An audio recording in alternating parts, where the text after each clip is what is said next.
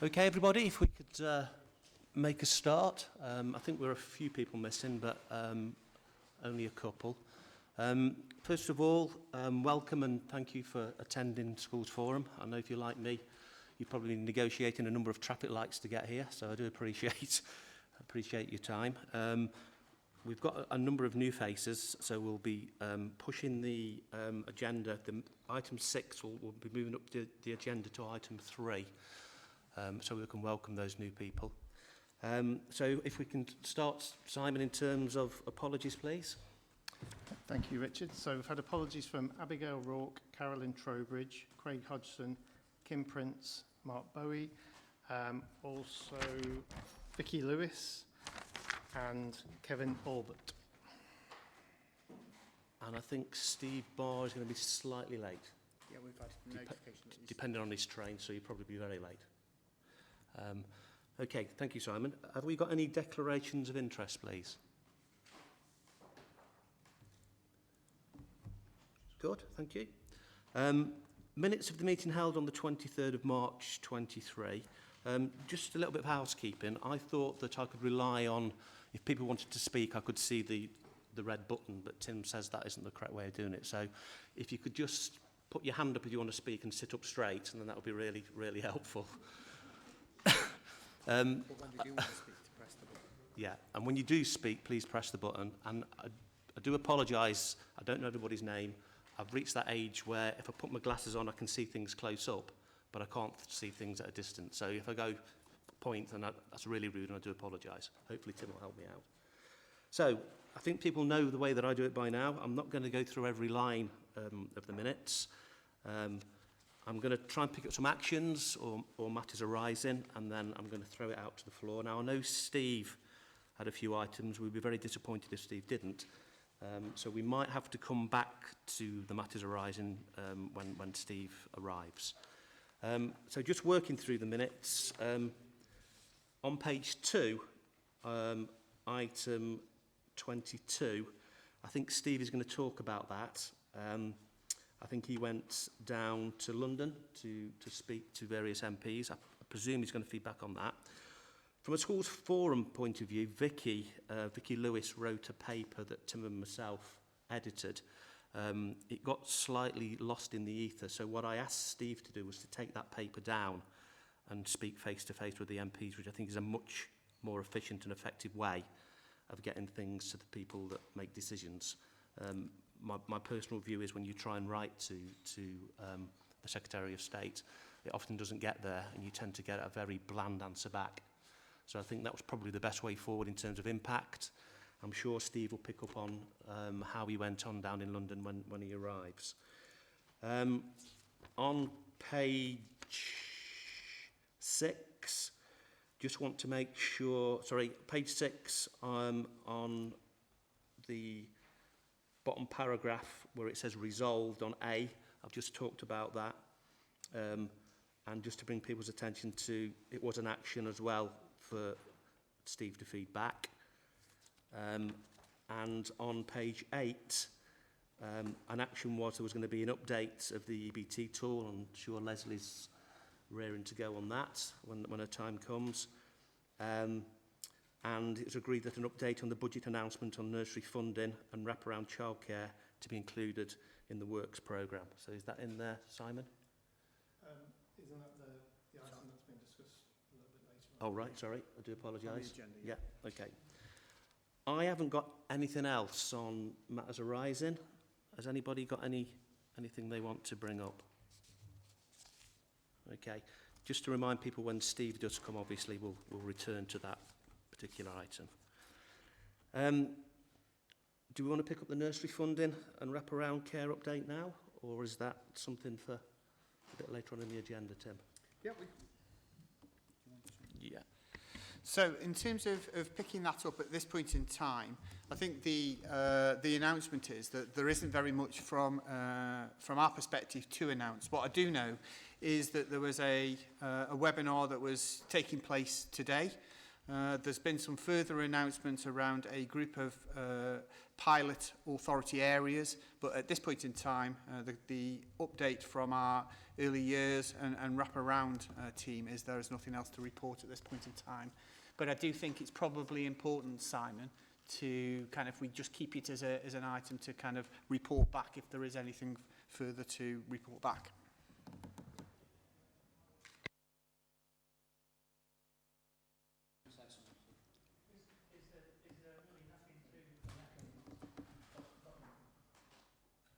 Sorry, is there really nothing to announce on the funding that's supposed to happen from the 1st of September? Still nothing. So, sorry, Philip. So the item in the work, or the item that was to be recorded in the work programme, was more around the wraparound care rather than the funding. Anthony can provide an update in terms of the funding. Oh, is that? Oh, I wanted to come in on that. Okay, I want to come in on that then. So yes, last week there has been an announcement about the additional funding in the early years supplementary grant. Positive news, you'll appreciate. So for 3 and 4 year olds, they have increased the rate by 34 pence per hour for the 3 and 4 year olds from September 23 for the rest of this financial year through to March 24. And for the 2 year olds, there's a £1.88 increase as well for the same period. We estimate that's about £3 million in total, about £2 million for the 3 and 4 year olds and another £1 million for the 2 year olds, that'll be. We're waiting on some conditions around that money which will come through in September, but on the face of it, it looks like it should all be passed through, and we will seek to pass it through in the rates. I need to have that ratified, Tim, through SLT now to get that officially added to the rates, and we'll be making those payments then in the autumn term, along with, we'll hope you identify it specifically on top of the rate if we can get that done in the system. If not, it'll be a combined rate, and it'll be passed on per the government guidelines. Do I take it from that you mean passed straight through into the base rate without any deduction? All passed on to the sector. It could all go in the base rate, and I think it probably will, but I can't promise that until it's gone through SLT. The alternative is an element added to the deprivation rate. But that will have to go through the SLT's ratification yet, because it's only just been released, you'll appreciate. We need to go through our own governance process to pass it on, but it will all be passed on in the rates to the sector. Yeah, I understand that it doesn't, or the government is saying that it doesn't have to come back through schools forum. Is that the case? I believe that's the case, yes. So what is the mechanism for the sector? The government is also saying that it should it encourages local authorities to speak with the sector. So what's going to be the mechanism for that? Is the question arising really?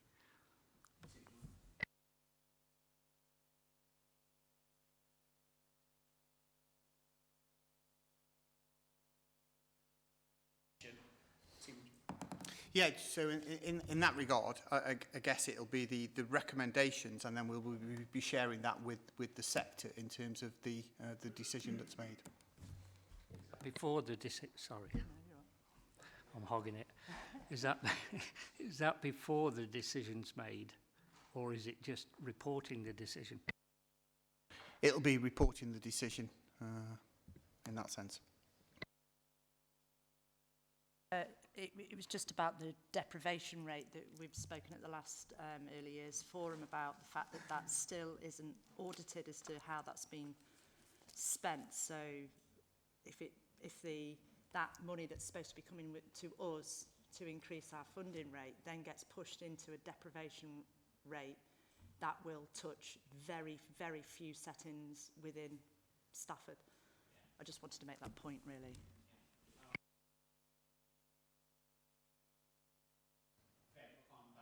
But we won't have any decision as to whether it does go into the deprivation rate.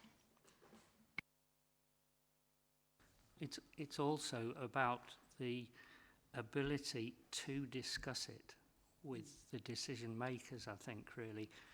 The thing is, it sounds a lot of money, but it still leaves most of the nursery sector well behind the game on the 3 and 4 year olds. Obviously on the 2 year olds, we don't understand why so much is being given to 2-year-olds is a complete mystery. But Or to the deprivation rate, really. well, yeah, but okay. What I would say, Philip, is that we've heard that loud and clear, and we'll be taking that into account when we kind of have those discussions. Okay, Philip, have you any other questions?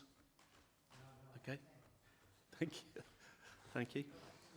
Yeah, okay, yeah. In terms of item 5, decisions taken by the chairman under delegated powers, I suppose the only thing that I've done is to give Steve Barr the letter that Vicky Lewis wrote on behalf of Schools Forum, which I think, Steve, you contributed to as well, so thank you. So this probably seems the ideal time to bring Steve in on item page 6 that he wanted to talk around in terms of the minutes and the matters arising. I'm sure I've seen Steve come in the door. Oh, you're there. Sorry, Steve. I was starting to doubt my own. I must go to Specsavers. Steve, yeah, you're looking very, very Santa-ish. Thank you. I do apologise for being late, but I checked before I left home that my train was running on time, and it was, and by the time I got to the station, it had been cancelled, so I had to go back home and get a car. So I missed the 15 minutes I was going to have sitting here to get my head round everything. May I just very quickly bring up a couple of other matters arising, Richard, if that's all right? Just very quickly from page 2, minute 8, where there's a reference to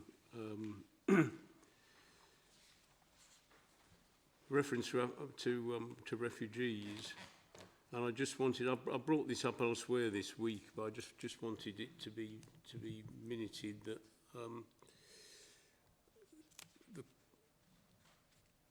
the concern that there might still be some Afghan refugees who are in Staffordshire who are in hotel or similar accommodation.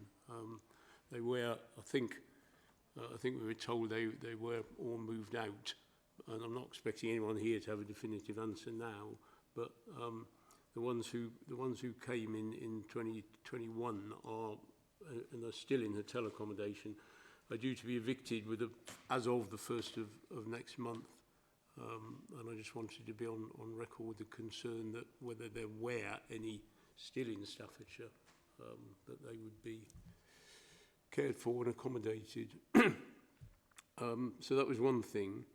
And then I was going to ask also on page 2, minute 18, there was a reference to the consultation on the strategy for special provision, which had been delayed because of PERDA, and was due to run until the 5th of July on the rearranged dates. So, I mean, that's obviously only last week, but I wondered if that consultation had been run and completed, and whether there was any short-term feedback on that.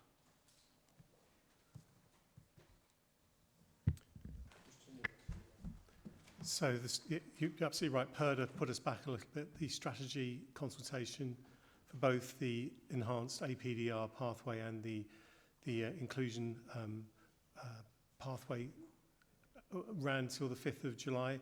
We're currently in the throes of analysing that data, and we'll be out on the local offer with the findings. We had lots of questions, comments that we're responding to individually, and we've just completed those, and they'll also be on the local offer as well. Thank you, Alex. So, I mean, will that come back to a future meeting then, presumably? Yeah, happy to bring that back, but also just to inform colleagues that we successfully went through prosperous and scrutiny last week, I think, with Jonathan.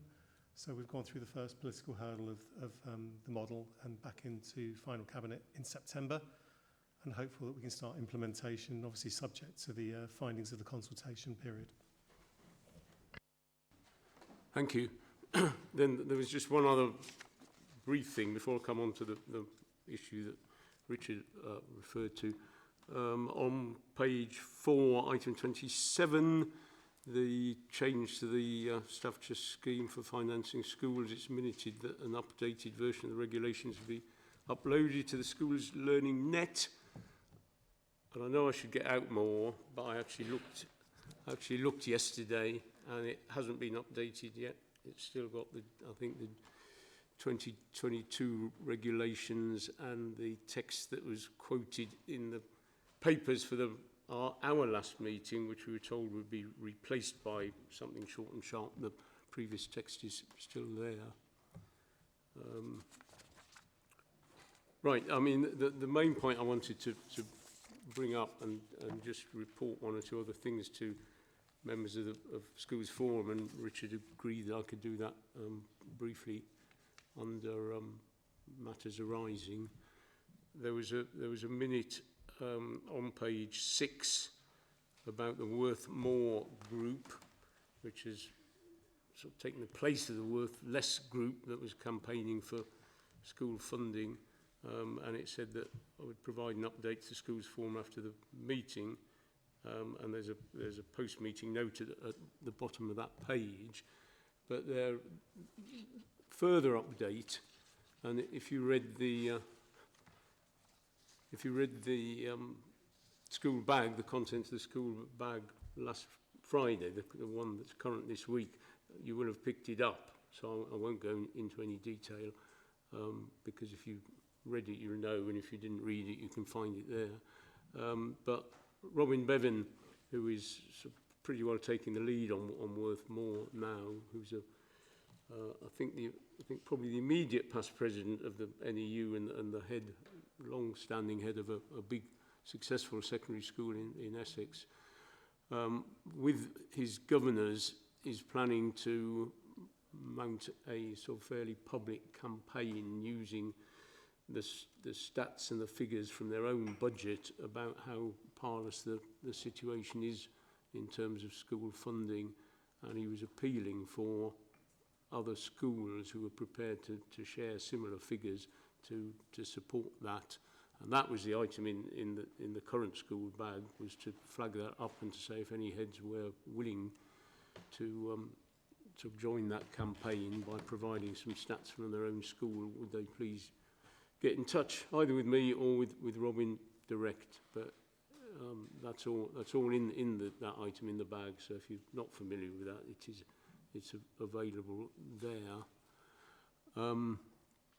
The other point that I was going to just update on the school funding, and up to a point, is I've been gazumped because, having had to come in the car, I had the radio on, I had the news on, and I gather that the government has actually accepted the recommendations of the School Teachers Review Body, which in a sense doesn't take away what I was about to tell you, but it makes it slightly less pertinent. I did, as part of the National Lobby of Parliament a couple of weeks ago, I went down to Westminster representing Staffordshire ASCL, Association of School and College Leaders, and I had by arrangement, I had a 45-minute one-to-one meeting with my own MP, and as a result of that, I mean, he took a lot of the messages on board, quite, I have to say, slightly to my surprise, and he offered to table some written parliamentary questions on the points that I raised, and he asked me to sort of brief him on detail. So I did that, and I sent him 3, which, as it turned out, got tinkered with a bit by the people at the Commons, so they got combined into 2, and it's all on the parliamentary record if you really want it. But one was, and that's the one that's been superseded by the news today, was to ask the Secretary of State to publish the report as soon as possible, to accept its recommendations, which has now happened, and also to urge the Treasury to fund in full those recommendations. Well, I think that's something that hasn't been clarified yet. To ask the Secretary of State to reopen dialogue with teacher and school leader unions, and also specifically on the issue of the danger of collapse in the schools, the reinforced autoclave aerated concrete, about remedial action on that and funding for that. And I mean, if if you'd like me to, Simon, I can put some of that. I can send that I can send some of that to you by email, and you can include it in the minutes or as a addition to the minutes if you think that's appropriate. But I had an email this morning. That's something else that happened this morning. I had an email this morning to say that those questions had actually been answered. So there are answers which, as you'd expect, don't actually say very much, but they are on the parliamentary record, and I thought that that should be reported, and the members of Schools Forum might be interested in that. So that's me done. Thank you, Steve. Has anybody got any questions that they want to... Judy? It's not a question, it's a comment, that I'm aware that some district heads groups have been in touch with their local MPs and followed the same route in tabling questions for Parliament. There could be one or two who have not agreed to do that. Thank you, Julie. Okay, are we all happy we move on to the next item? I've slightly contradicted myself because I said I was going to move 6 forward and I haven't. So I think it's a feature of my age. So Simon, over to you in terms of membership. Okay, thanks, Chair. So this is just to update Schools Forum that we had an election take place in May for a number of positions. There was one for all maintained primary, 2 for all primary academy, 1 for all secondary academy, another one for all academy special schools, and 1 for alternative provision schools. So I probably had the easiest election of any clerk, where I only had 1 for every single position, so they've all been taken, which is fantastic. Didn't have to go through an election, just the 1 nomination for each. So we welcome back Vicky Lewis, Anne Tapp, Abigail Rourke and Richard. And we've also welcome for their first meetings, Andrew Skelding and Paul Spreadbury, who've joined us today. So thank you very much for coming along. Also Chris Wright and Judy Wyman, who have continued on their positions as well. So yeah, not that exciting really. Like for like, a couple of new faces, but and in terms of membership, we've got a full quota for the actual members, school members. There are some of the non-school members that we are still trying to get hold of. Steve, thank you for reminding me, because I knew I was going to forget, has also reminded me that I've got quite a decent detailed membership list, which I will share with the minutes as well. So it's got your names and who you represent and the areas you represent, just so that you'll know who else is on this forum. And that's it. Thank you very much. Okay, thank you, Simon. So welcome back, old boys and old girls, and particularly welcome to Paul and Andrew. Item 7, notices of concern and licence deficit agreements. Mel, I think that's for you. Thank you.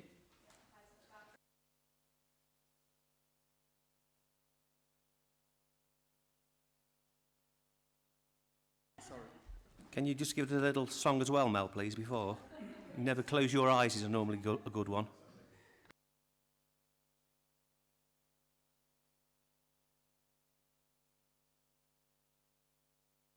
Thank you. Yeah, sorry, so it's a standing item paper just regarding notice of concern. So since last forum, we've just issued 2 notices of concern. Both were a result of DFE Academy orders, and that was St Peter's, Caverswall and All Saints Ranton. They've both been signed by the schools. Thank you, Mel. Item 8's yours as well, I think. Yeah, there were just a couple of updates. So the Staffordshire scheme for financing school has just been updated. So it now refers to the sort of national guidance of issue 15 rather than issue 14. That was just a small update. There was a presentation issue I noticed when I was looking at the guidance regarding notices of concern. 2 lists have been amalgamated into one. So that was just a presentation issue that's been split out again. And there was a change in wording regarding the sale of assets. We also attached to the paper the scheme of delegation that was provided by internal audit, and that's now being used by schools. Has that been notified to schools? When schools have been asking for the latest, that's what we've been sending out, but we can get something out to schools now, yes, once it's gone through forum, we'll pass that out to schools, saying that's the general guidance. Yes, thank you, Richard. Thank you, Mel. I mean, just people who've known me for a while know that my reputation as a pedant is entirely justified, but I know I talked about collapsing schools, but item or paragraph 7 does actually refer to the school's leaning net rather than the learning net. But more seriously, I know that Appendix A, it does say it's a guide only, but I do think, Mel, that someone really ought to have another look at that, because some of the things that are down as governing body and chair of governors' responsibilities clearly aren't in practice, like holding keys to safes and cash boxes, etc., and raising invoices and checking inventory. So I think it's obviously not for discussion now, but I only looked at it yesterday, otherwise I would have come to you direct. But I think, could someone, and perhaps someone who actually works in the finance in school, perhaps have a look at it, and that could be revised, I think. Yeah, this has been produced by internal audit who go out and audit schools, but yeah, by all means, we'll have a look at it ourselves. Thank you. Can I ask who the attended audience is for Appendix A? The intended audience for Appendix A? Yeah. Who's it prepared for? So it would be anyone within schools, so it would be head teacher, chair of governors, so that needs to be approved by school's governing body once a year. Okay, because When I went sideways towards the end of my career and ended up as a school's business manager, I used to refer to it frequently. but this doesn't seem fit for purpose. It's got, at one point it's talking about authorising, providing financial monitoring to the governing body, and then it's just got head teacher and nobody else. And then the 2 columns on the right don't have anything at the top of them. It doesn't say who. So that's where schools can add on anyone they want to add into that position. So they may give the school bursar or the business manager a role within that schedule. Okay. I presume this is for maintained schools, yeah? Yes. Yeah, okay. So would it be a good idea to perhaps take on Steve's suggestion that we perhaps run it by a couple of Yeah, that's no problem. bursars or office managers just to make sure that it's fit for purpose? Yeah, like I say, it's an internal audit document, so I Yeah. can go back to them if we need to change it and do that. Okay. It might be worth, Mel, and Andrew Edwards, who runs the My Finance Schools Forum group, it might be worth them having a look at it, possibly. Yeah, that's fine. I'll contact you, Steve. Okay, Mel, thank you. Is that it? You need to give your seat up to Andrew now, who needs to come to the microphone. So, item number 9, Growth Fund, Andrew. Yeah, another standing item which comes to Forum every July, which is basically a paper provided for information about how we've applied School Forum's policy in respect of infant class size legislation and Growth Fund in respect of basic need for expanding schools and also for new free schools. I think the paper's fairly self-explanatory. There's about £870,000 worth of funding allocated, but the budget that we've got for Growth Fund is much larger, so there's about 1.86 or so million pounds going back into GSG balances. I'm not going to go through the details. If there's any particular questions, more than happy to respond. The only question that I've got, Andrew, is the same question I asked at pre-brief, is that in terms of the criteria for schools to access this, have all the schools who have wanted to access it, accessed it? So first, in terms of infant class size legislation, information is put out into the school bag to ask schools to apply. So we would assess each application based upon that. In terms of funding for schools that are expanding, the criteria that are agreed includes that we are working with the local authority to provide additional school places to meet demographic demand rather than popularity. So we're already working with schools about responding to a exceeding of PAN. And in terms of free schools, it's part and parcel of the process that we have where schools that are opening get preschool, pre-opening funding and post-opening funding. So I think everyone that's entitled to apply should be aware that they can. Thank you. Any other questions for Steve around the Growth Fund? Or even Andrew about the Growth Fund? Thank you, Andrew. Thank you, Steve.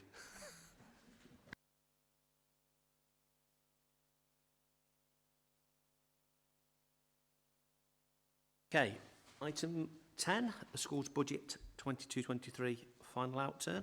Anthony? Afternoon all. So this report outlines the final outturn position for 22-23. The overall overspend was £6 million, around 2% of the overall funding. That was, you'll appreciate, largely a result of the high needs block, which was 9.1 million overspent, offset by an underspend in the early years block of 1.5 million and offsetting part as well by savings in the central block and delegated budgets of around 1.6 million, mainly surplus growth fund money as approved by Schools Forum. And that was part of the agreed deficit management plan that we'd use that resource to put at the deficit management plan, overall accumulated deficit. In accordance with the government's statutory override, that overspend this year has been charged against the DSG reserve, which is now going into deficit by 14.2 million at the end of the year. That's up from 8.6 million at the end of the previous year. As we've previously brought back to Schools Forum, we're not allowed in this position, but there's no consolation, and it represents a serious financial risk to the authority. The Council has a deficit management plan in place to mitigate as far as possible the current high needs block overspend. However, this will take time, and we anticipate the deficit will worsen considerably yet over the next few years.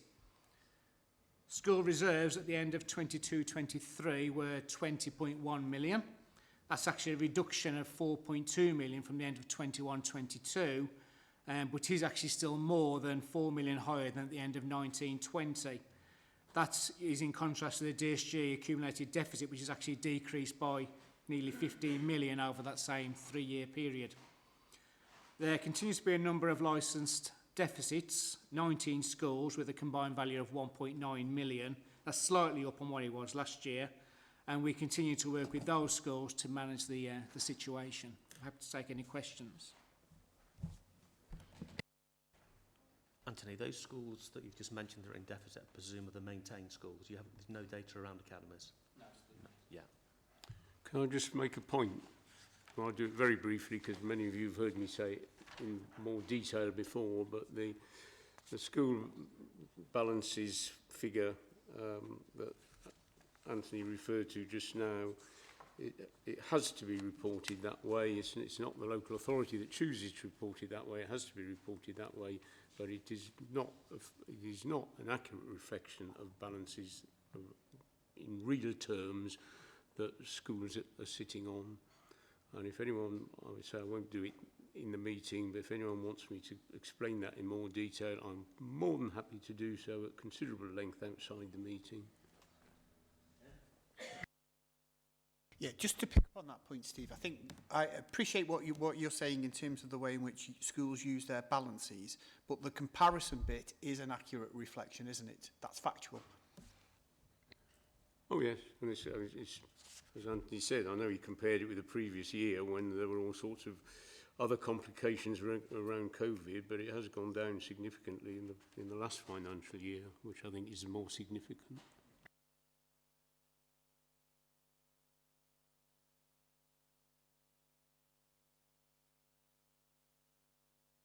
When we say about the school balances decreasing, is that partly because we've got less maintained schools?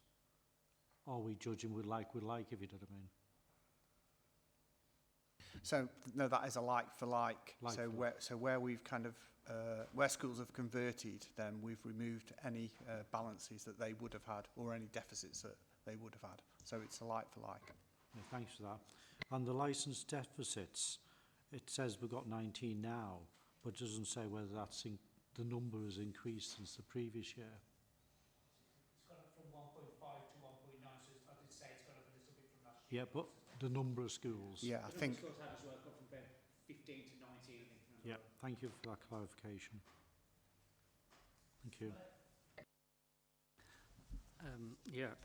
I want to tread very carefully here because I'm very mindful of the high needs block. But when you look at the figures, the underspend on early years is slightly higher than the underspend on all the schools put together. So the outturn, the percentage variance is nil on the schools, but for early years, it's very significant at 2.8%. I'm just wondering how we got to that.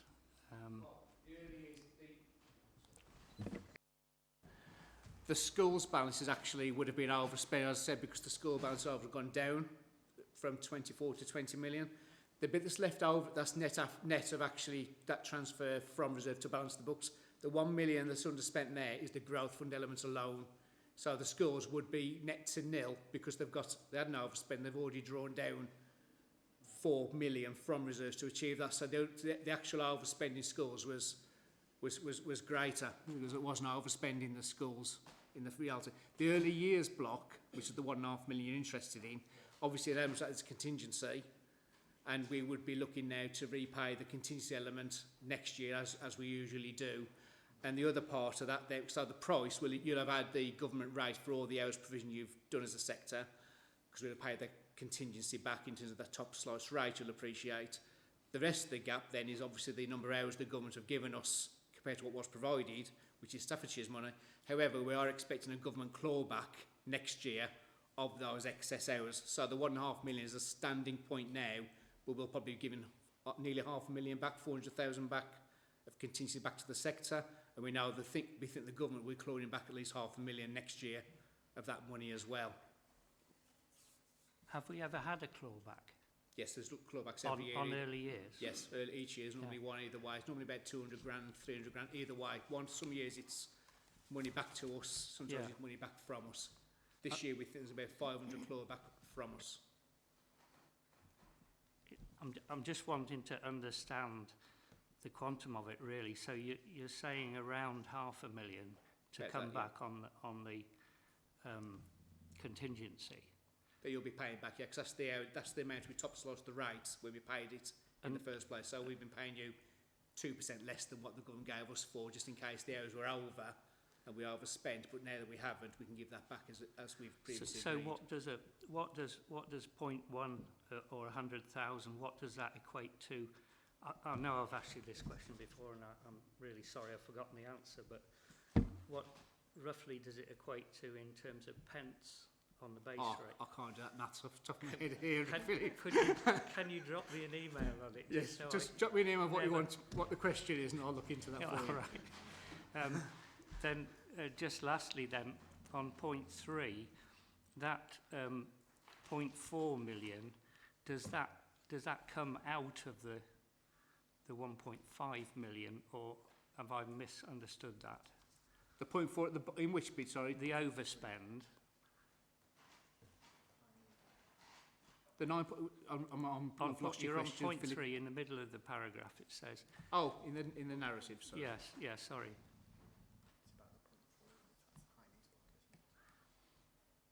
So is that? That's in the high needs block, the 0.4 early years SEN inclusion fund. So what that means is that we take a top slice from the early years block to contribute towards spending the high needs block. Yeah. In the high needs block then, we spent about 1 million on SEN inclusion fund, of which then we had a contribution from early years for, I'm going to say 400,000-ish. Yes.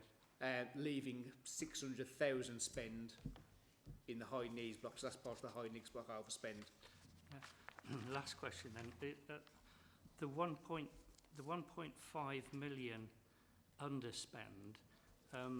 We had the way read the legislation on it was that if that money is earmarked for early years, it can't, this is where I'm treading carefully, it shouldn't be spent on anything else. Is that It's not going, it's going to the DSG deficit. Yeah, we're not moving that money to spend on high needs block. However, all our blocks cumulative together, like a group account effectively, all end up going into one central pot with all pressures.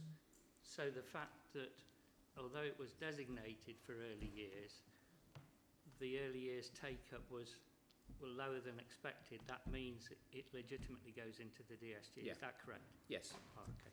Thank you. We wouldn't seek to pass any underspends in that sector where it's hours extra. Obviously, the government are going to come and claw that money from us next year anyway, a good chunk of it. I don't think they'll take all of it, because they tend to do 2 terms worth, according to when the census report was. So a good chunk of that money will be clawed back, but not all of it. But the rest is excess hours the government are giving us over what we had to pay out.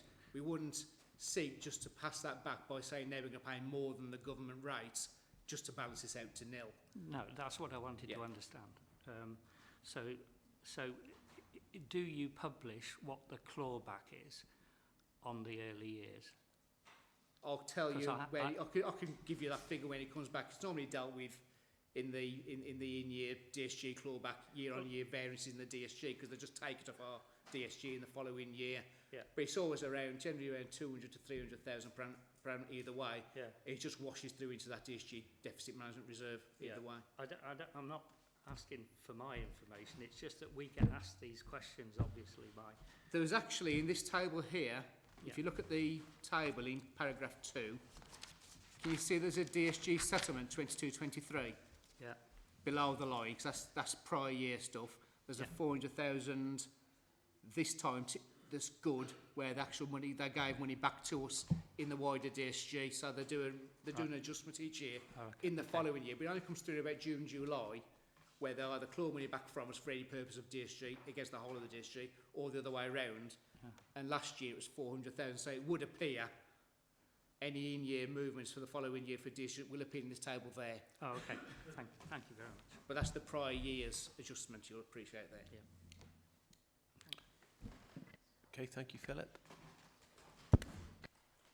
Yes, sir. There we go. I just wanted to come back to the point made about reserves. Is there a local authority view on schools holding reserves?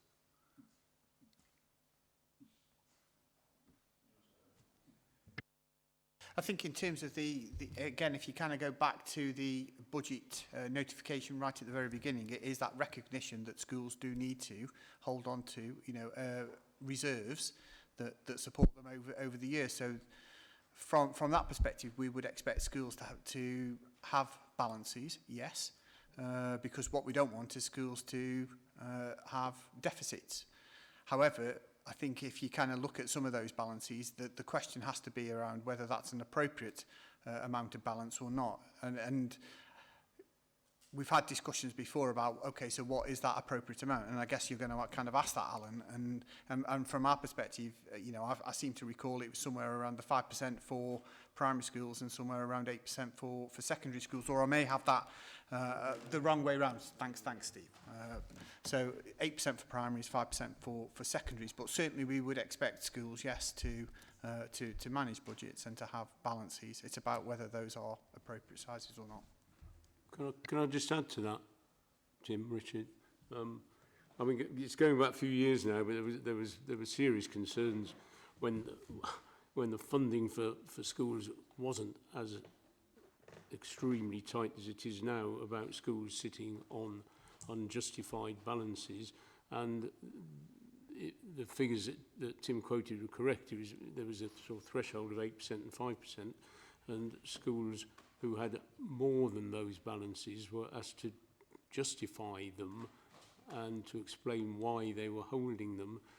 And it was agreed, I think it was probably agreed at Schools Forum after a few years to abandon that exercise, because it was very time consuming and the amount that was ever clawed back was absolutely minimal, because the schools who did hold those balances where, you know, it was planned development money, whatever you like to call it, and the amount that was ever clawed back was absolutely minimal. So it was decided at the time, and clearly landscape circumstances have changed, so we might want to revisit that, but it was decided at the time that it wasn't a useful exercise. There we go. I think it was just really for me to clarify an understanding from the local authority around the very different circumstances given the financial pressures that schools are currently under and are likely to be under going forward when we're talking about utility bill increases substantially, free school meals, pension contributions, all of those things that when you're looking at your 3 to 5 year modelling, you're very, very mindful of needing to ensure that you're making sound financial decisions, and there may well be occasions where in-year projects or whatever may be pulled on the basis of future-proofing. So there may well be a temporary blip in terms of your reserves in a particular set of circumstances, but it's simply about the local authority, if you like, being aware of that and alert to that. So I'll pick up that second point, Alan, in terms of that, and I suppose that's that picture over time again, isn't it? And that's that bit, the point I was trying to make before around when you report year on year on year that those balances are something similar, then, you know, I'm going to kind of disagree with Steve to say that actually that must be a balance then, because otherwise why are you reporting it year on year? And so therefore you would expect to see where a project's been pulled that the following year those balances may have reduced then, or in 2 years' time those balances will have been reduced. There's a kind of, if we go back to the view about clawback, I think there's always that kind of discussion within the local authority to say, look at how much the reserves that schools are sitting on, and quite rightly, you know, when everybody's under pressure, you know, is that right? But I think, as Steve has already indicated, the situation has changed, and I will share in this forum that there will be a reluctance now to ever consider clawback and using clawback, and this shouldn't prompt schools to think, okay, we're going to kind of squirrel more money away, because actually we all know that the funding's there for the youngsters this year, and so that's what we all should be doing. But if we were clawing it back and we were putting it back into kind of the DSG, the challenge is that nearly 70%, I think we're 67% now, of schools wouldn't fall under that process because of the academy agenda. And so actually, to some extent, we start to penalise our maintained schools, from a clawback that we couldn't apply consistently across all schools. And so I think there's even a different view around that particular clawback situation. But that shouldn't, as I say, shouldn't prompt schools to think we'll start to save more money then. Alan, just from an academy perspective, just to give you a bit of a benchmarking, what a lot of academies do is, for example, our academy, and we're in this process of doing it at the moment, is we expect all of our schools to have 5% safety net, aspiring to 10%. Anybody over 10%, the reserves are pooled. That's the world that you'll be working in the very near future. So, like I say, 5 to 8% safety net. Anything above that, then it's pooled for the use of other schools. And we have the ability to stop schools buying 16 minibuses at the end of the school year, you see. So, there we go.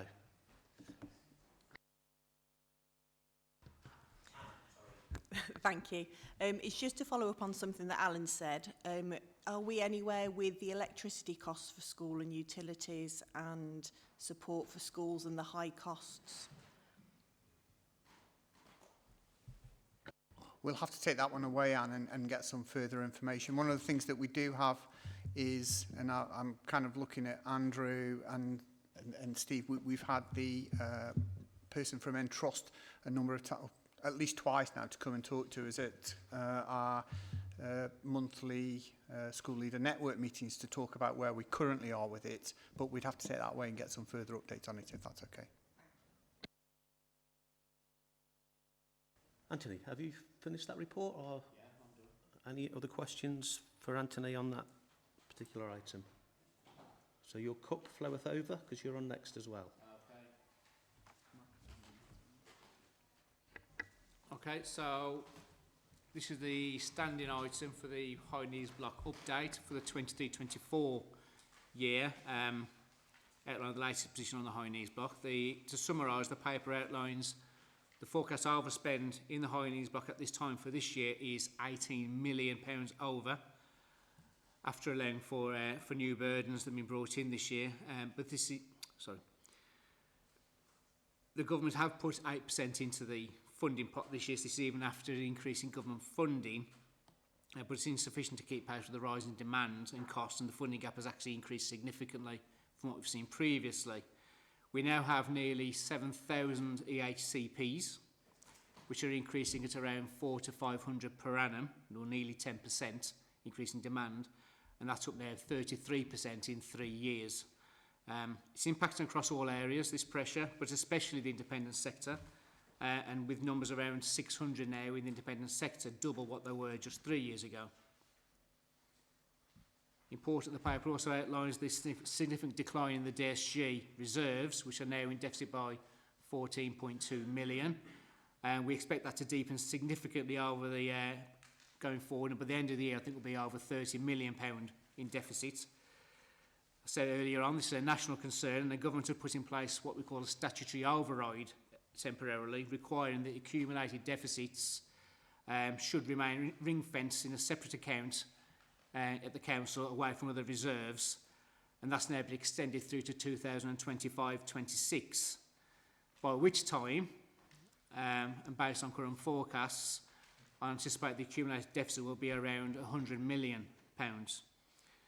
It's not known at this point how the government expects authorities to deal with such an accumulated shortfall when that time comes at the end of 2025-26, and at the moment represents the authorities' most significant financial risk. The paper goes on to outline again the actions and plans currently in the deficit management plan. Despite best endeavours, it's probably fair to say that so far that's had little impact. We're currently updating the deficit management plan and are scheduled to meet again with the ESFA over the summer to discuss the latest position. Indeed, as I say, the position is worse than previously expected, partly due to increased rises on the back of the education banding tool that we introduced a year ago, and is on the agenda again following this regarding that review. It was intended to be neutral, you'll appreciate, when it came in, but we are seeing a clear and marked increase in the average cost of those children assessed under the EBT model compared to those that remain in the existing matrix model in both special schools and mainstream schools, with a significantly higher number of children assessed at the highest banding levels of 8 to 10 than was expected, and was important was experienced and used in the initial desktop exercise and used to set the EBT funding levels. At the moment, I estimate that for the children that transitioned across so far, and based on those averages and that drifting cost, it's probably incurred an extra £5 million spent to date for those that have transitioned, and as more come across, that gap's going to increase unless we do something about it. Given the existing deficit, that's clearly unaffordable, and will be looked at again in more detail in the following presentation. Happy to take questions.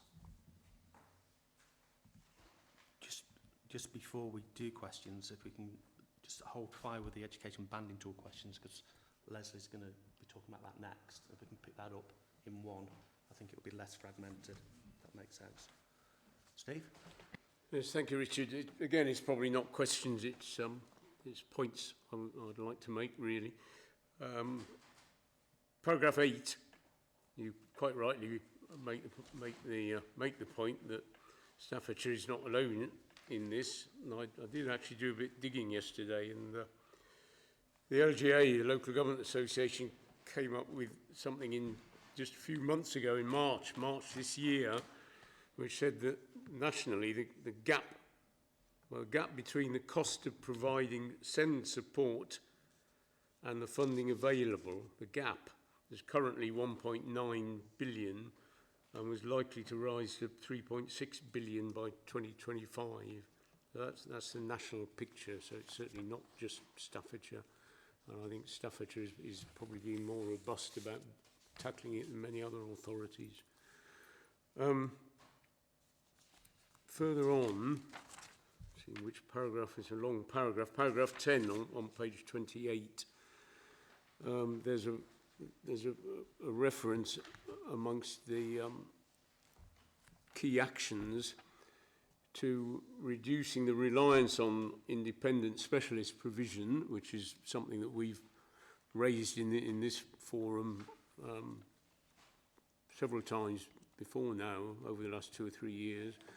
And the other side of that coin is increasing the number of children and young people within the HCP who access mainstream education. Now it does say, just a few lines above that, it says including review of specialist provision, including enhanced provision in mainstream schools. And I think that is really an absolutely crucial point, because if more of these youngsters are going to come back into mainstream schools and it is not going to be really adequately resourced, it's going to be a recipe for disaster, because schools are on the edge as it is. And if they are down the line going to be asked to take more of these youngsters in without, as I say, the resources to support that, then it's going to make a very bad situation a lot worse. So that's just that comment that I'd like to make. And then the final point is still, as I said, it's a very long paragraph. I think it's still the same paragraph on page 29. But it does still come under the heading of key actions include transfer of 0.5% funding from the schools block to the high needs block. Is in the deficit management plan to ask each year? Well, I know, but I mean, it's a schools forum decision and then a Secretary of State decision, but I can't see schools forum agreeing to that under current circumstances for the reasons that we've been through in some detail whenever it's come up before. So it certainly shouldn't be an assumption, but I'm sure it isn't an assumption on your part. Thank you. Yeah, I'm going to come in from a slightly different angle, as you would expect, Steve. That question does need to be asked, because it's everybody's responsibility. Is children with special educational needs. And we know what the answer is going to be, because we're all under pressure. But certainly that question needs to be asked. Tim? Yep, I think it's not an assumption, Steve. I think what we're stating there is that we will, whilst the high needs block continues to be under pressure, we will continue to do everything we can financially, which will be to make a request to Schools Forum for the 0.5% switch, and that will continue to feature as part of the deficit management plan. The part of the rationale around kind of making those updates every year is to then take a view as to which actions have we implemented, which actions haven't we, and therefore what's the impact of that plan moving forward. But, I appreciate the position that Schools Forum may be in, but similarly Schools Forum have got to appreciate the position the local authorities in, and therefore why we would be continuing to ask School Forum to support us with that decision. It's probably just a question of semantics, really, Tim. If the paper had said requesting, it's under the heading of key actions. If the paper had said requesting transfer, I probably wouldn't have mentioned it. Okay, Anthony, your reports are always a summer breeze and a lump of sugar. Just before anybody else asks any questions, I'm just going to make the comment that we've made for a long time. The quicker you can get this special provision strategy up and going, and we can see some actions, the better, because we've made as much progress as an asthmatic ant, and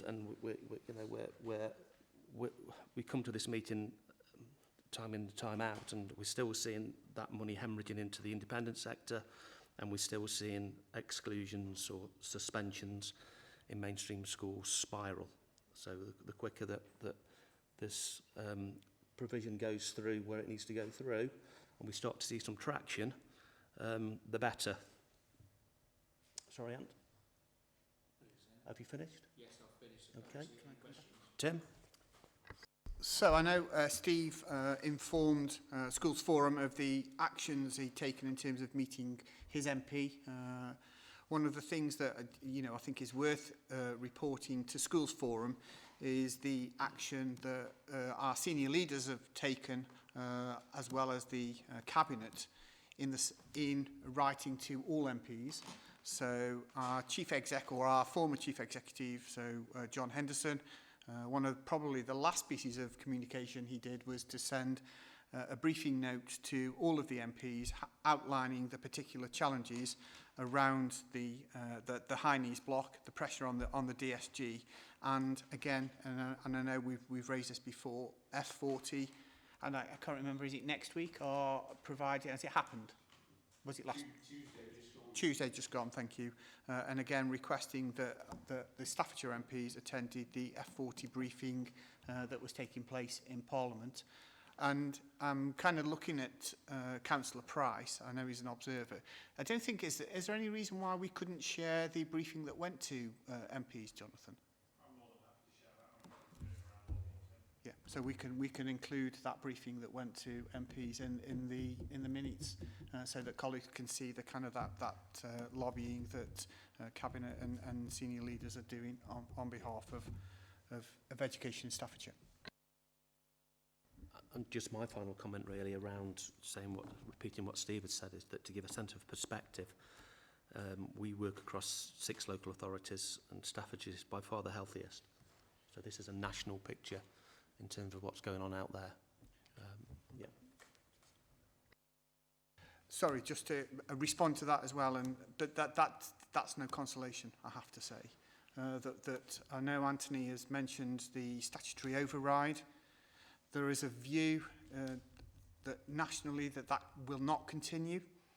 And so obviously finance colleagues as our Cabinet are very concerned around that if that statutory override is removed, the responsibility of making good that deficit will fall to the local authority. We're aware of what that impact might be on other local authorities across the country. However, because we're financially prudent, what that does mean is that finance colleagues will be looking to ensure that there is enough funding to pay down that deficit should that happen. What that does, though, clearly is puts pressure on other parts of the county council and some of the activities that the county council would want to do, because they're having to kind of store or to keep a reserve in order to pay that down in, I think it's 25, 26, isn't it, currently? I wouldn't want to give the impression.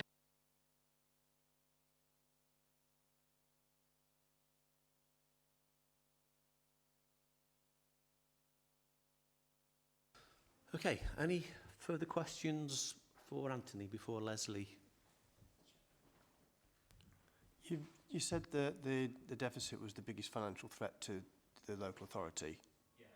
Do you mean across the board, all financial aspects of the local authority, or just within education? No, all of them. Okay. £100 million. Okay. It's quite well generally, but yeah, £100 million is, given the fact there are general reserves, which means unearmarked reserves that aren't actually for another purpose, around it £50 million as a council. To be facing a £100 million shortfall would clear out all our general reserves, which are supposed to be retained for other risks across the council, and we'd have to start taking out other planned works, impacts on anything like transport, anything else the council got in line for they want to achieve for its manifesto plans. And potentially they wouldn't be enough in some areas, so it would lead to saving plans at the council as well in terms of service delivery. So whilst Tim said yes, we'd have to take this and take action at the council, it would be a significant impact on the council's plans. So this is an issue that's discussed far and wide beyond forum and education. It is discussed far and wide beyond. Yeah, so in terms of it features on Cabinet discussions, SLT discussions, so that we're reporting every quarter, as well as reporting other aspects. We're reporting on the deficit and the position that we currently find ourselves in. So it is being discussed in Cabinet.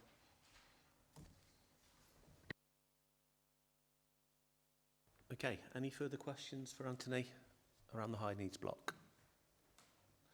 Leslie. Thank you. You'll have seen the paper, so I'll just draw your attention to a few key points. Within paragraphs 6 to 24 are the key findings. To date, following the implementation of the EBT in March 2022, after a year of implementation work, just under a quarter, 24% of children have now been taken through the EBT. And as Anthony alluded in his paper, there are a significant higher level number of children in the high band. So there are 10 bands in total, and we've seen quite a high number, especially in bands 9 and 10. So 11 of our 23 special schools have over half of their children who have been taken through the EBT in levels 9 and above. And previously, their matrix level 3, which was the top level of their funding, which is equivalent to an 8B in the banding tool, they had 44% of their pupils. Now they have 50% of their pupils who are at matrix 3, equivalent of an 8B in the banding tool and above. Sorry. Other key findings is that Imosphere, who created the banding tool, undertook their health check, their annual health check, and shared with us that even they were concerned that we have a high number of children in the top levels, and there's a graph that demonstrates that in paragraph 19 that you will see. So whilst the number of full-time children assessed on the EBT remains relatively low at the 24-25% at present, as Anthony said, the average figure that we're giving across both mainstream and special is significantly higher than what we gave in the previous funding mechanisms. We also took a benchmarking exercise with Imosphere with other local authorities who have implemented the banding tool and found that the values we placed on our banding levels is significantly higher than what those authorities did. We set those levels using the pilot data and what we felt was affordable, as we always made it clear that the banding tool was not a cost-saving exercise, so no funds were put aside to mitigate against if we were to spend more on the EBT. So we always made that very clear from day one. So the recommendations within the report are in paragraph 24 to 32. Obviously, paragraphs 24 and 25 are quite key because they're looking at a reduction to the values that we put on each band level from September, and also suggesting a further modelling of those values in the spring 24 for the budget for 24-25. We also will put a further quality assurance step in for any pupil at band 9 and above to ensure that that is the correct level for them, and the evidence is there within the plan. There is no plans to implement in the FE sector. It was always intended that we would, and we delayed it a year ago, and we're proposing to delay that further until the EBT is embedded in. And as paragraph 30 talks about that extra quality assurance for band pupils 9 and a 10. And we still will be working with our health colleagues because the resolution in respect of health funding for children with EHCPs has still not been resolved, and meetings are now set up with special school representatives, and we're having those quite regularly every month now to move that issue forward. Tim? So, thank you, Leslie. And we've always reported that we would undertake the review of the education banding tool. We've reported in previous high needs block updates and the EBT updates that we were concerned about the increased costs and potentially would need to review the levels. You will appreciate that this report was pulled together a number of weeks ago, and what I'm saying is that things have moved on.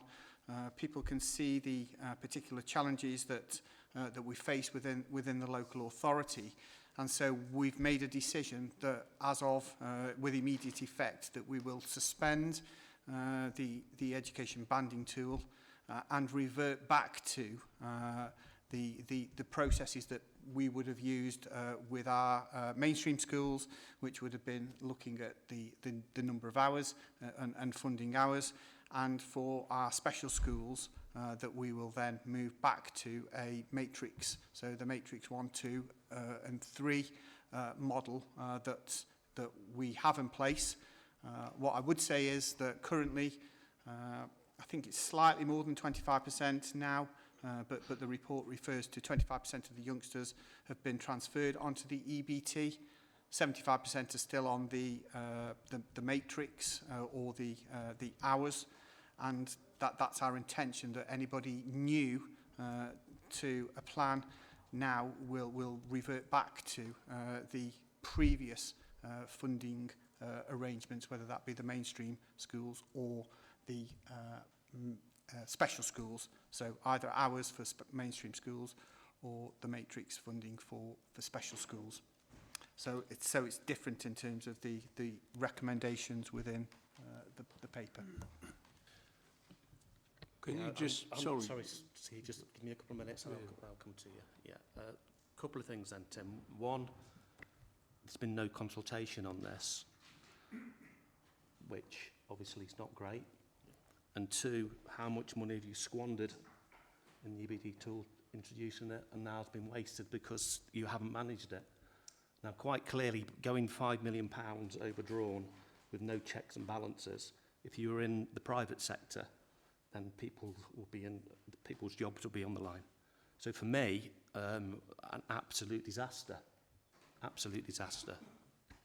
So the first thing I'm going to ask is, so any school that's squandered the additional funding that we've provided, I think that's the word you use, Richard, then quite happy we'll have it back. Thank you very much. Because in terms of where we are, that the way in which the process has happened, and I'll let Leslie and Hallett answer some of the questions in terms of there isn't a single answer here. That the review highlights that it's a multiple reasons around it. We've recognised that we can't continue as it is, and so therefore the decision, I appreciate, is not consulted on. We could have, the recommendation within the report said we would make reductions of 40% or 20%. We wouldn't have consulted on that either, but we have a model that we're currently funding 75% of the youngsters on an education, health and care plan currently, and so that our intention is to go back to that model because that model was agreed and had been consulted on. I'm not going to get into a confrontation with you, Tim, obviously, but quite clearly that if you've introduced a new funding model and you've allowed it to go £5 million overdrawn, then there's been very little quality assurance. There's been very little, probably not the right training in terms of the SEM team. People have not kept an eye on it. If you were to write, I've been part of this process now for 2 years, if you were to write the worst possible outcomes in an envelope and put it in your desk, then this is the worst possible outcome because you put people on the horse and now you won't let them ride.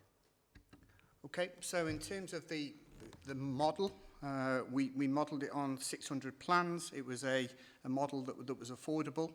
Now, you're suggesting that it's just the local authority, Richard. Some of the information would suggest that it's not just the local authority.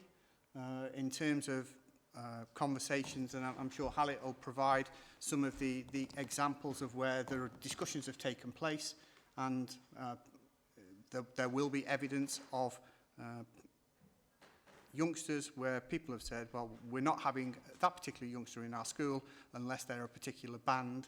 Now, that's not a local authority behaviour. That's a behaviour that's in a setting. I'll let you pick that one up. Yeah, just before you come out, with due respect, though, Tim, it's the local authority's role to manage this, not the school's role to manage it. Hallett?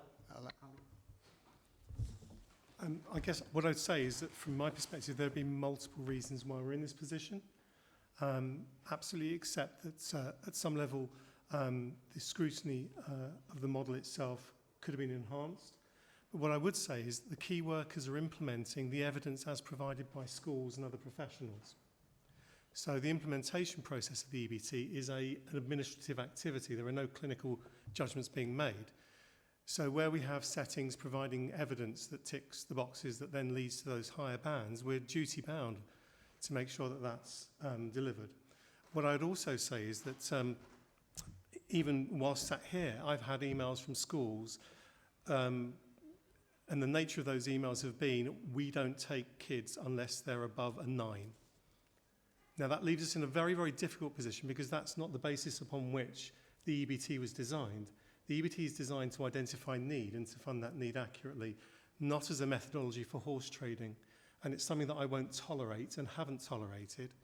However, when we're faced with naming provision for a child, which we do very well, and I would just draw colleagues' attention to the fact that for our pre-16 phase transfers, we now have 100% of those children with final EHCPs. This time last year, it was tipping around 12%.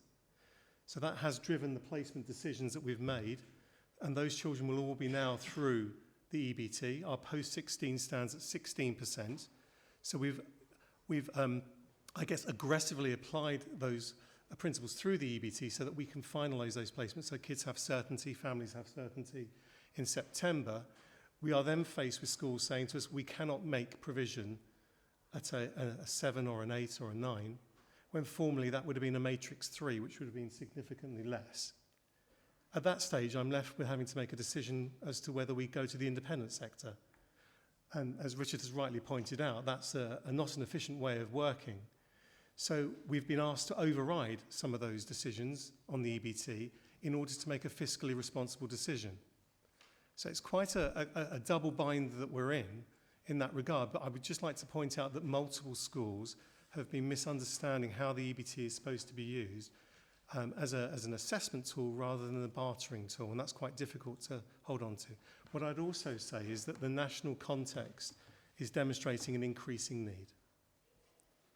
So we are seeing higher levels of need, particularly in mainstream, and that then filters into our special school profiles as well. There is no doubt about that, and COVID accelerated that particular point. Furthermore, I'd suggest that the higher bands were set incredibly high.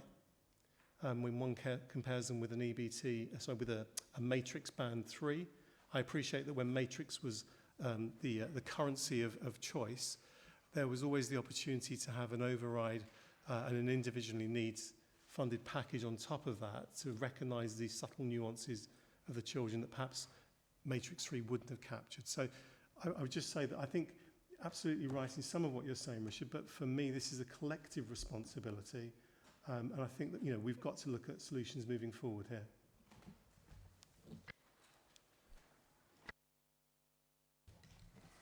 Yes, thank you, Richard.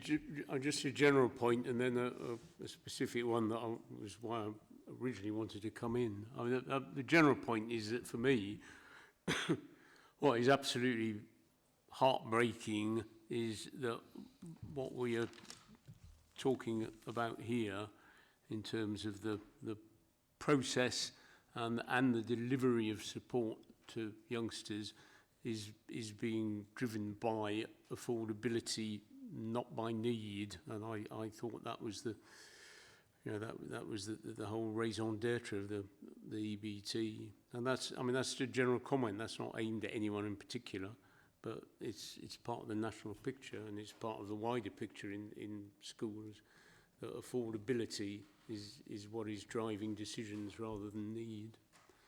The specific point, which I was going to raise from the paper, and I think you actually answered it in what you said, Tim. But the first two recommendations, 24 and 25, in the paper, I know what you said. We're now not pursuing that, but it said the reduction in funding was for new pupils, and I think you said the same would apply to reverting to the previous system, Tim. But can you assure us and give us a guarantee that for youngsters who are already in the system and receiving support, that in real terms there won't be a reduction for youngsters who are already in receipt of that support?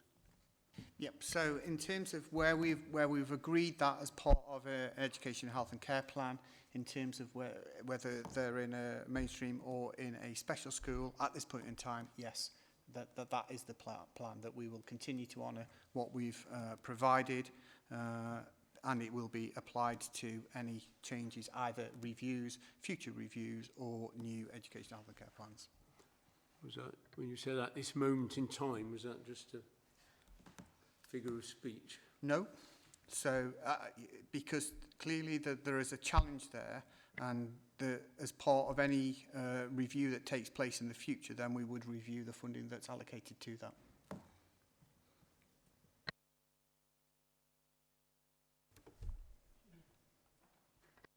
Even back to the hour basis as the tool, in the majority of settings, it's teaching assistants or similar that are providing that cover. And my understanding is that the basis of the value of the TA, the salary level, hasn't been reviewed for a number of years. And so therefore, schools have increasingly, even if they get the funding for 25 hours and accepting that they pay the first 6,000, actually pay more than that.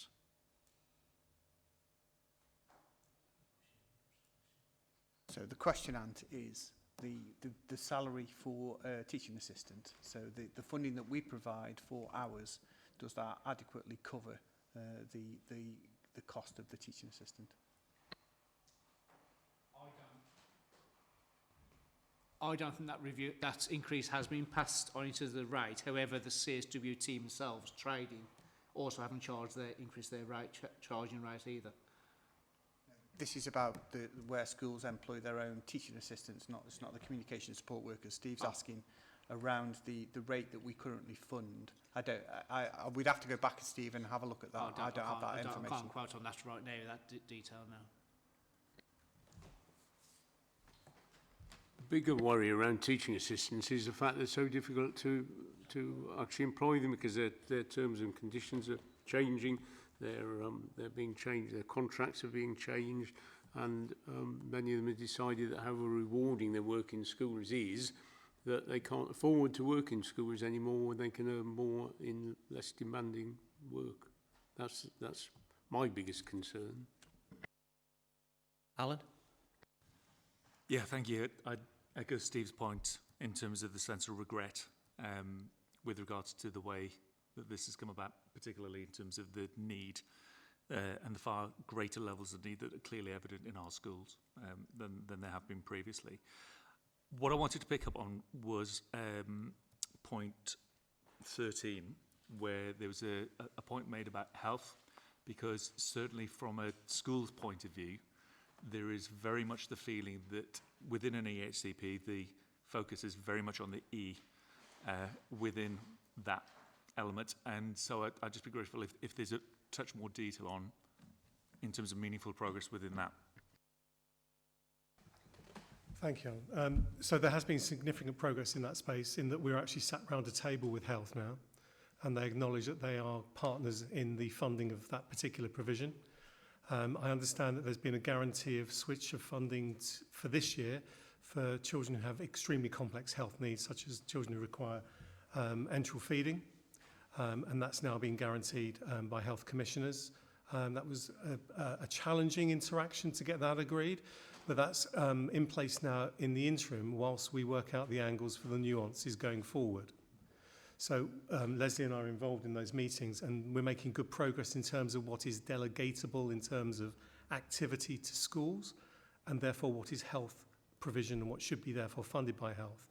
And we have colleagues from special schools, several special schools sat in those meetings, along with Leslie and I, ensuring that there is a clear co-production of what is and what isn't health and what should therefore be funded by health. So it's a fairly positive space.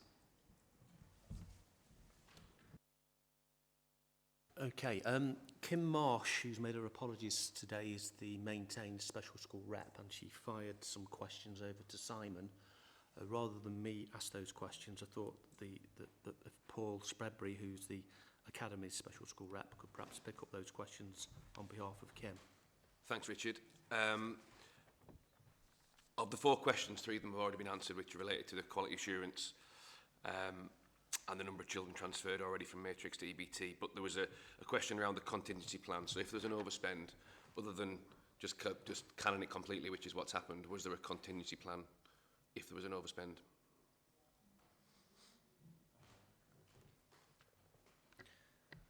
So obviously, for the rollout of this, we had to put a price on each of those banding toolkit levels up front so they could actually move across to it. And the plan always was that we would review this and monitor this over the year and do a review at the end of the year to see what the impact was and to start understanding what the impact on the finances was, because it was always going to be cost neutral. But we had to dip our toe in the water at the outset to put a price on each of those banding levels, because it would be unsatisfactory to keep on changing a banding level price through the year. We quoted that it was for the year, so once we've set that, we had to see the year through. So hence when Tim said it was monitoring this, we have been monitoring the cost and reporting on the cost and that average difference through the year. Now, it's a full-time equivalent, so when we came to Q1 in last year, there was only actually about 10 children at Q1 that was on the new toolkit, so whilst the average price was already higher, it wasn't a sufficient enough sample size to draw any conclusions when we only got 10 children on it and 2,000 on the old system. Come November last year, in Christmas time, we were already now seeing probably about 100 children at that point, and a higher amount that became a concern. But it's probably only really getting towards the end of the year when we've seen a sufficient enough sample group on the new system that could draw any sufficient conclusions for us to stand here now and recommend a change. Because if we'd have done that straight away based on 20 or 30 children on it, it wouldn't have been fair to make a call on something on such a big investment.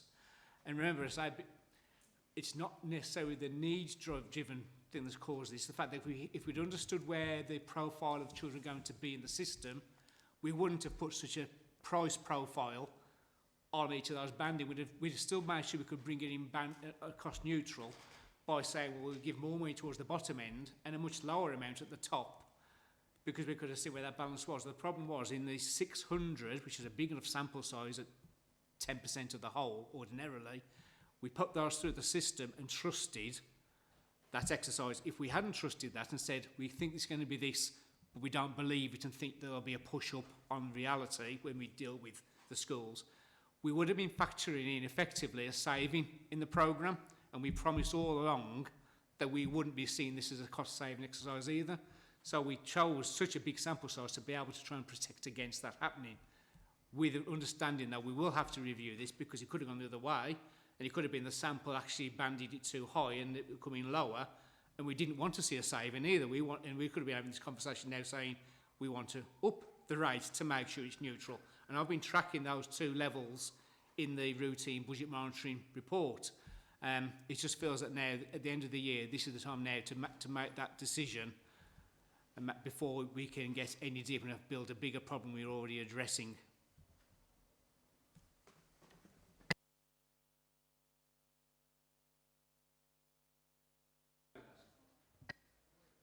Yes, thank you. There was no more questions.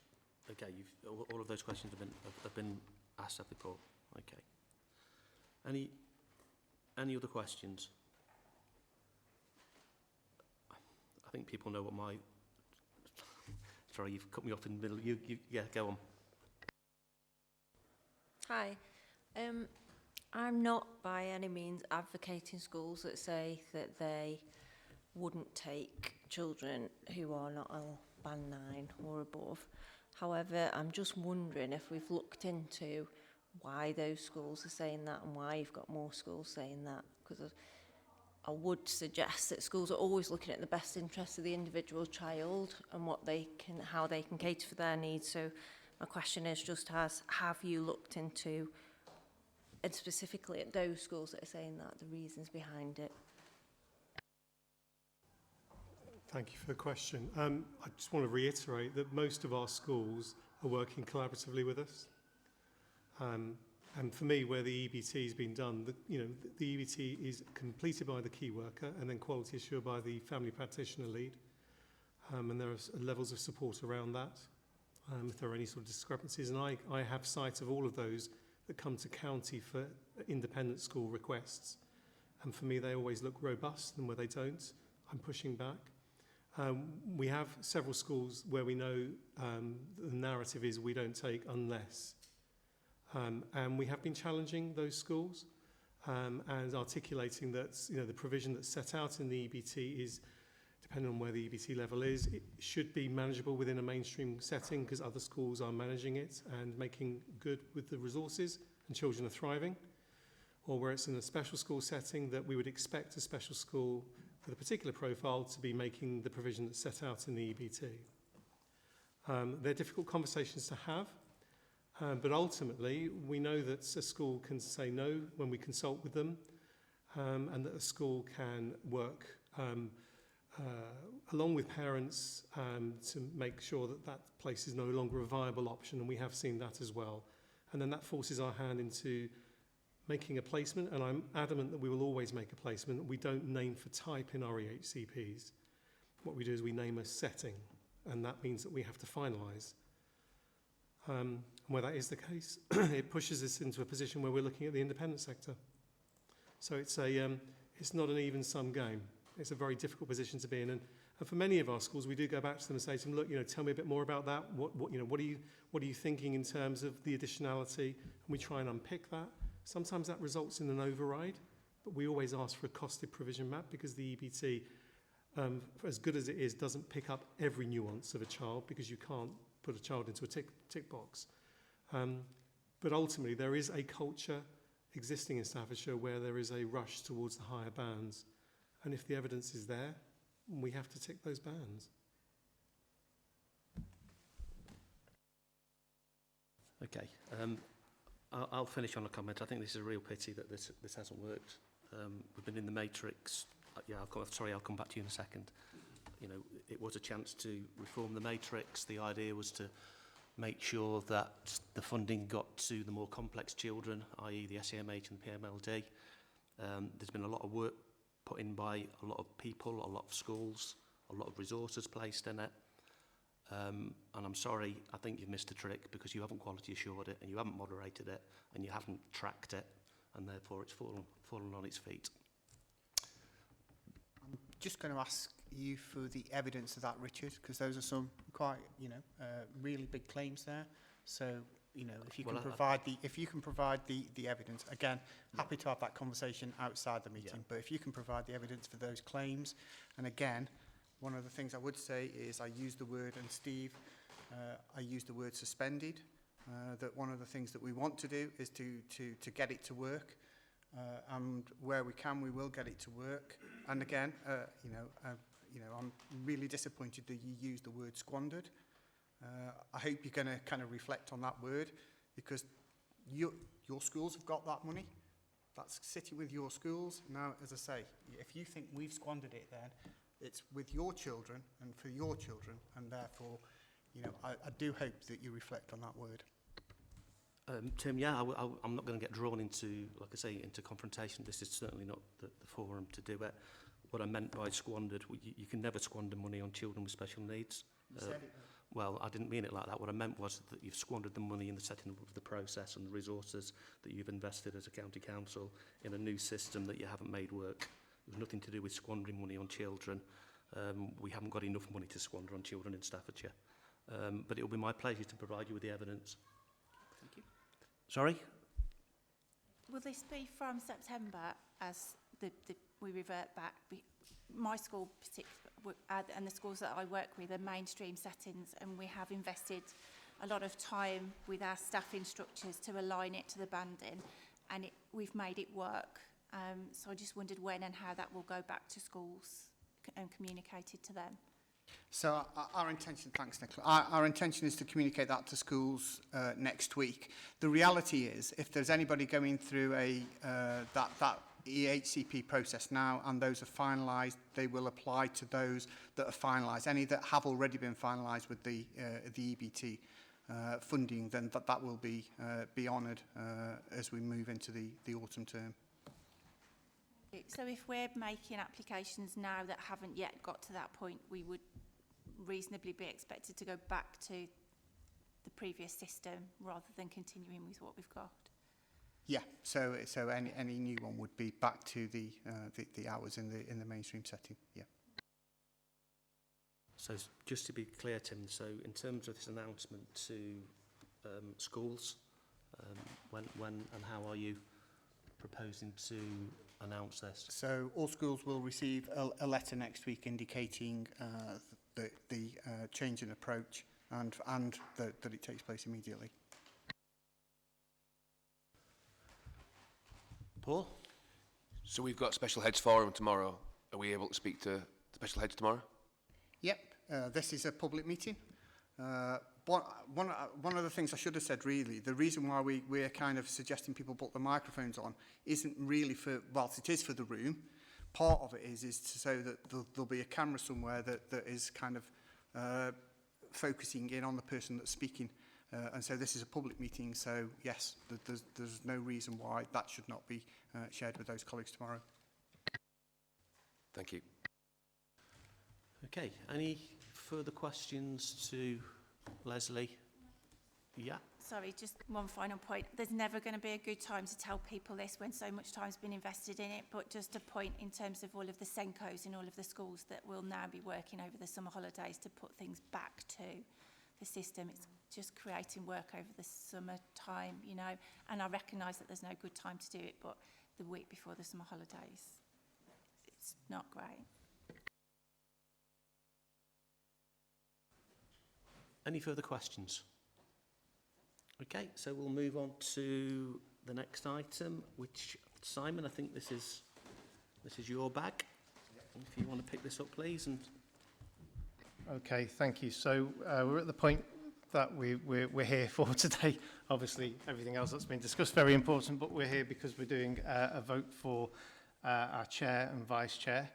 So we'll start with the chair to begin with. At the last meeting, Richard shared his intentions to stand as chair again, but he did say if there was anybody else who was interested, he'd be happy to take a step aside. So first question is to Richard. Are you happy to remain as chair? I'm happy to remain as chair as long as anybody else. So we'll go to the room. Is there anybody else? To do it, most welcome to do it. So in that case, what I'll need is a proposer for Richard, if we have a proposer in the room. Thank you. And a seconder. So I'll take that. Congratulations, Richard. That's you're back in position. Now we'll move on to Vice Chair. Our Vice Chair, Steve. Again, at the last meeting, Steve said that he'd be happy to remain in post unless there was anybody else who was interested in taking that position. So I'll just ask the room if there's anybody interested. No? Steve, are you still happy to? Yes, I am. Fantastic. So could I have a proposer for Steve then? Thank you, Judy. And a seconder of that proposal. Thank you very much, Helen. So there we go. Once again, quite an easy election process for me. Incumbents back in again. So thank you very much. Okay, Tim, you wanted to come in at this point, I think. Yes, it was before we kind of move on to the work programme and the date of the next meeting. I think it's only kind of right and proper that, and I know Judy's probably not expecting this, but at the end of the term, Judy stands down as the ASCL, one of the ASCL reps, and so therefore won't be a schools forum member because she's nominated and by the consultative committees. I've got that right, haven't I, Steve? Consultative committees there. And so I think we kind of need to recognise and the service that Judy's provided to Staffordshire, both as a head teacher and then more latterly as an ASCL rep, but also, you know, on the number of committees that Judy has served on and has served, you know, the children and young people of Staffordshire and supported whether it be teachers, whether it be school leaders, and certainly whether it be the local authority officers. And so it would be remiss of us not to kind of recognise that whilst Judy's in the room. And so, you know, I really want to say thank you, Judy, on behalf of Staffordshire. Thank you on behalf of school leaders. Thank you on behalf of officers. And, you know, and probably thank you on behalf of myself in terms of kind of the personal support that you've provided over the last number of years. And so we do thank you and for everything you've done. And, you know, it's been a really valued piece of work, as we all recognise, for children and young people in Staffordshire. So thank you.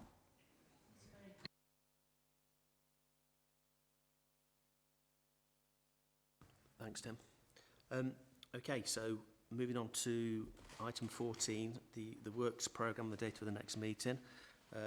Have we Any comments from the floor around the works programme? Simon?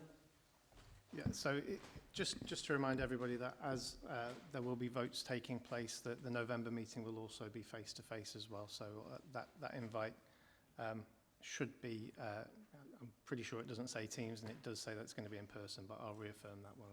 I'll make sure that when the agenda's sent out, it also reaffirms it. Okay, lovely. So I think that concludes the meeting. Thanks, everybody, and I hope you're safe and traffic light free journey home.